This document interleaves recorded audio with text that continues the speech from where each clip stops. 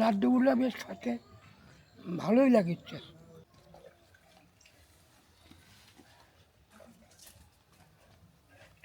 পাকা কলার বড়া বানাবো। কলাগুলো আমাদের গাছের কলা, তো তার সাথে নিয়েছি আখের গুড়, চালের গুঁড়া আর ময়দার আটা।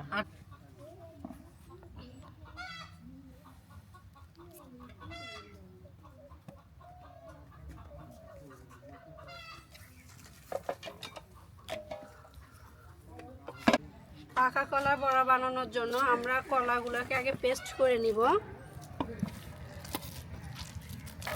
কলাগুলো ভালো করে পেস্ট করে নিতে হবে।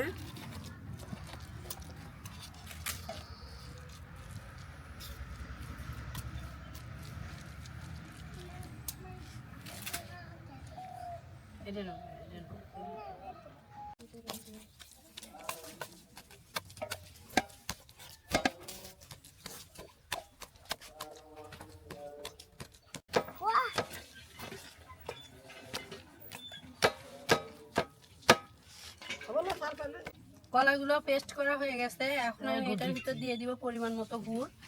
গুড় দিয়ে ভালোভাবে এটা আবার ম্যারিনেট করে নিব। গুড়ের দলাগুলো ভেঙে নিতে হবে ভালোভাবে। এখন আমি কলার গুড়ের মধ্যে অ্যাড করে নিচ্ছি ময়দার আটা।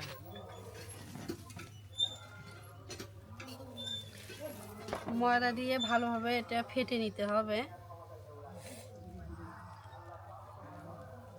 চালের গুঁড়া দিব। চালের গুঁড়াটা একটু একটু করে দিব আর এটা ভালোভাবে ম্যারিনেট করে নিব।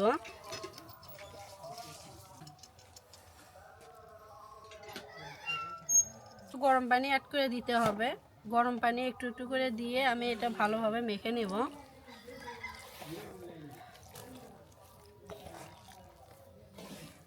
আটাটা মাখা যত ভালো হবে, বড়াটা খেতেও ততটা ভালো হবে। পাকা কলা, আখের গুড়, চালের গুঁড়া আর ময়দার আটা দিয়ে এই ডোটা বানিয়ে ফেলছি। বড়া বানানোর জন্য ডোটা রেডি হয়েছে। ওটা 20 মিনিট ঢেকে রাখবো।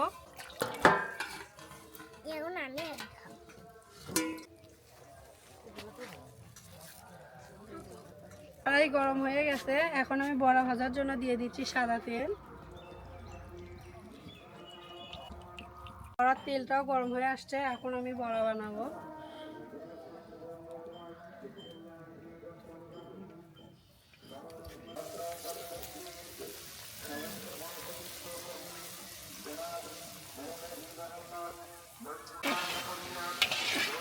বড়াগুলো আস্তে আস্তে নেড়ে চেড়ে ভেজে নিচ্ছি। এইভাবে নেড়ে চেড়ে ভেজে নিতে হবে যাতে পুড়ে না। আপনারা দেখতেই পাচ্ছেন বড়াগুলোর কালার অনেক সুন্দর এসেছে।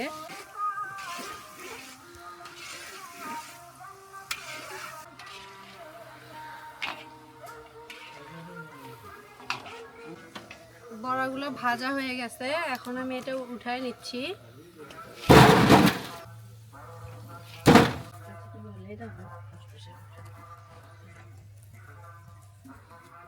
দুইজনে তাড়াতাড়ি করে দিচ্ছি যেহেতু তেলটা গরম হয়ে গেছে।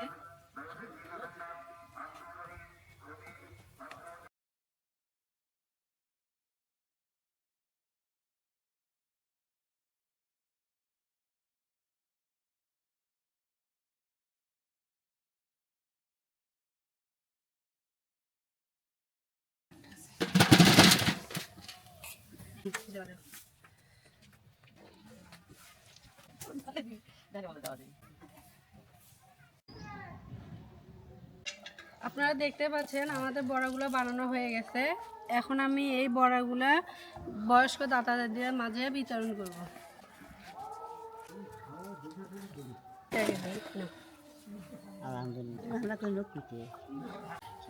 বিকেলের নাস্তা না পালে শরীর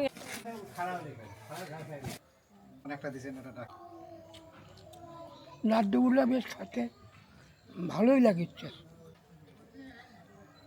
ভালো লাগতেছে ভাই।